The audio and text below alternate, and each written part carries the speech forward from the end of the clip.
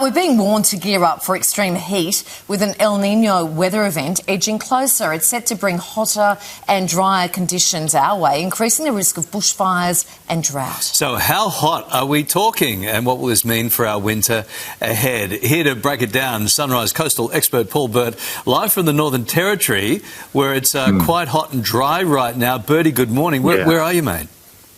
Mate, I'm in the middle of the Daly River for the Barra Nationals, Australia's elite premier event team. It's so damn good up here, I can assure you. The Barra there's so many barramundi, the buffalo on the side. We've seen the biggest crocodiles you can imagine. Massive crocodiles. It's crazy, but it is a great event. It's all been held thanks to the Palmerston Game Fishing Club there, of course. They are fantastic. And the big thank you to the Territory Government for getting all the roads and communities back online up here as well. They've done a fantastic job over the past 4 to 5 weeks. Good stuff. OK, remind us all exactly what El Niño is, what's causing it, Bertie? Yeah, well, basically it's actually a big shift in the global weather, and how it happens in the middle of the Pacific Ocean, the eastern parts of the Pacific Ocean. When the water temperature rises, it actually shifts away from Australia, OK, and it moves over towards South America. And, of course, with that, it lessens the trade winds. So we don't get those stiff southeasterly winds that we get up the east coast. So great news for those in far north Queensland. It's not going to be too windy up there as they've had over the past several years, and brings drier conditions. So cooler overnight temps in winter.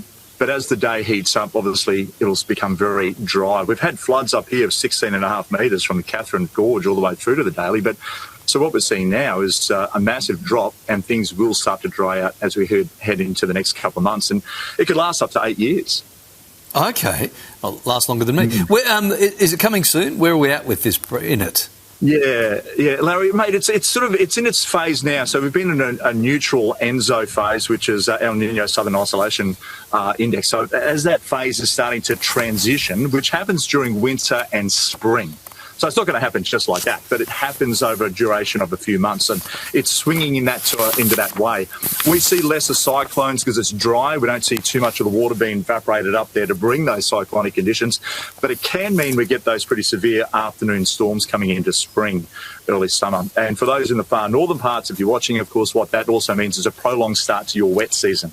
So it's going to be fairly dry, but more bushfires for the southern parts of the country. So if it dries out too much, a lot of that timber box will start to go up pretty quick. Yeah, I was going to ask you about the bushfire risk increasing, but that seems to be the case. What about Australian farmers? So, I mean, they're right across all of this, but what does it mean for our farmers, do you think?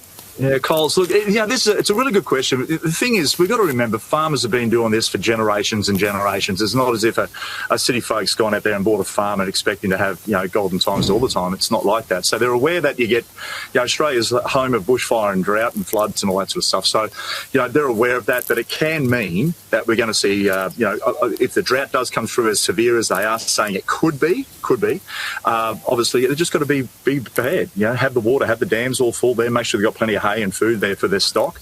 And for the agricultural side of things there, of course, again, make sure there's water in the dams there so they can replenish the ground there to get the fruits or whatever they're growing, nice and ready to go. But it is one of those things there that we don't like to see. We don't like droughts. Rather a little bit more water, but just not too much. Bertie, a 2.5-minute conversation on a Zoom call with the morning show, and your whole fishing trip's a tax deduction. You're a genius. A genius. Mate, I've learned from the best there, lads. And, look at that, you're ready to sorry to interrupt the cast. Mate, last time I did this, mate, I caught a duck, but I'll just see how we go anyway. Sorry to interrupt, here we go mate. again. All right. Thank you, mate. Thanks. All right, good to know all that. Thank you. Thanks.